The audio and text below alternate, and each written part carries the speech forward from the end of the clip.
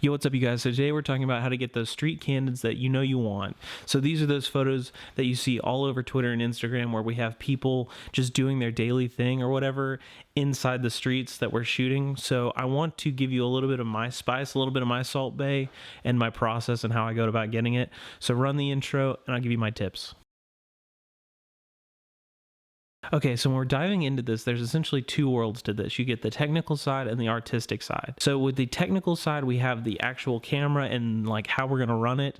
And the artistic side is where we get to throw that spice on, like I said, and you get to decide how the photo is gonna come out. So let's talk about the technical side first. So when we're talking about the technical side, there's really three things as far as the camera goes that you got to think about. And most of you probably know these things, but for those in the back that don't, we have shutter speed, aperture, and ISO. So we have how the light works, how our focus is going to work, and then how quickly can we take that photo. So we got to know those things, and then we can make that awesome candid. Those are the camera basics. And honestly, my camera is in manual mode, but my mind is usually in aperture priority mode, because essentially the camera is doing none of the work, I'm doing all of it. But me personally, I want to make sure my camera is in focus and my photo is in focus. That's number one to me, because beyond that, I can usually fix a lot of the other things, or I can play with a lot of the other things inside of post editing. However, there's one thing that you can't fix, and that's a blurry photo. Once it's blurry, it's gone. So beyond camera basics, when you're talking about the camera and the technical aspect, is how the shutter's actually going to fire.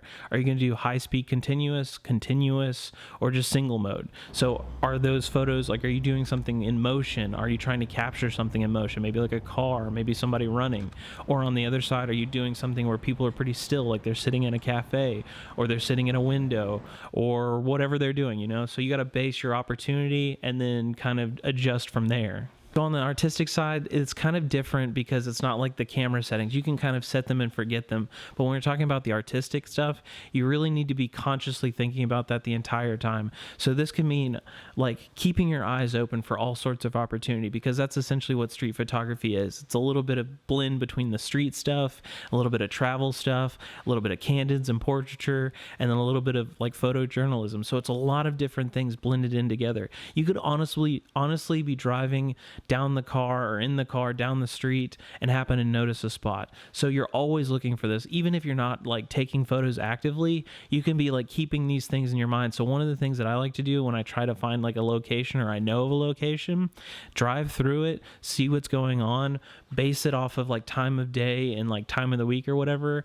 and then maybe I'll set a pin for it and come back to it if there's nothing going on right now, but something maybe caught my eye and I liked it. So always be looking for those opportunities, because just because there's not something right now doesn't mean there's not going to be something later on. Another thing to think about when you're talking about candids is dealing with the human element, both yours and the other person or other people. So when you're dealing with that, make sure you're focusing on what you're doing more than what you're focusing on they're doing, you know? So that essentially means with candid photography, a lot of people don't get into it because they're scared and they're nervous about what other people are thinking.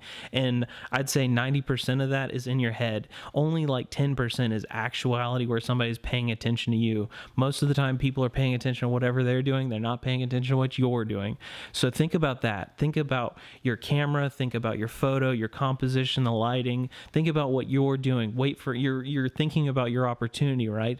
So consider that when you're talking about candids, because you want to get out there and shoot photos of people, but people are going to make you nervous at first. So the more you do it, it'll help you out, but also pay attention to that opportunity, because then you'll stop worrying about what other people are doing and you'll actually just see it as a photo. You know, you'll start thinking in frames, which is kind of like a thing with photographers. You'll start just thinking of things and you'll see things. You'll be like, that looks like a good frame right there. Yeah, I'm going to take that.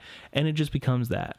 And another thing to think about when you're talking about candids is not being afraid to get close to people. Now, I know on the other side, you have to think about COVID and having your space and your mask and all that. And that still applies here. So I'm not telling you to break any of those rules. But essentially, those really detailed shots that you're finding on Instagram and Twitter and stuff like that, when you're talking about like those really, really nice, like detailed portraits almost, but they look like they're candids and they look look like portraits, people are getting really close. They're getting really close to their camera. So something to think about here could be fall into the technical aspect. So instead of having that super wide angle, you could think about something telephoto, and that could help you out. On the other side, you could think about like setting a scene. If you can't get close, you can get the entire scene as a photo. So you might want to shoot wide so you can get everything in focus. So that's how the artistic side plays into the technical side. Essentially, you have technical capabilities and you have your artistic eye. So let those two be a blend between what you can do versus what you can't do and what you want to do, you know, and then just make your photo. And with that, I give you my tips on how to get better candids in street photography for all of you people who are looking to do better just like I am. If any of this helps you out, make sure you hit that subscribe button. It helps out the channel so much. It helps you by getting new information and maybe a little bit more content in your feed, and it helps me out because I get to share more of my ideas. So it's kind of like a mutual thing, and that's kind of like how I want to do it. I want to be like an open photo community here on the channel, so make sure you hit that subscribe button. Also, if you want to, you can hit that bell so you're the first to get notified, so you know when the new content comes out. Also, if you leave me a comment down below, I read them all and I absolutely will answer you back as best as I can if you ask me a question, or if you want to tell me a story of how you tried these out, do all of those things. So if you want to hit me up somewhere else, I have TikTok and Twitter, and you can @ me on both. I basically do both of those daily because I am a content addict. But beyond that, I just want to say thank you so much for watching this. I hope it helps you out. Let me know all of those things. Let me know in the comments below if this does, or if there's something you're thinking about, because maybe I can make a video about it. But for right now, I'm going to hit you with my, and I will catch you in the next one. I'll see you later.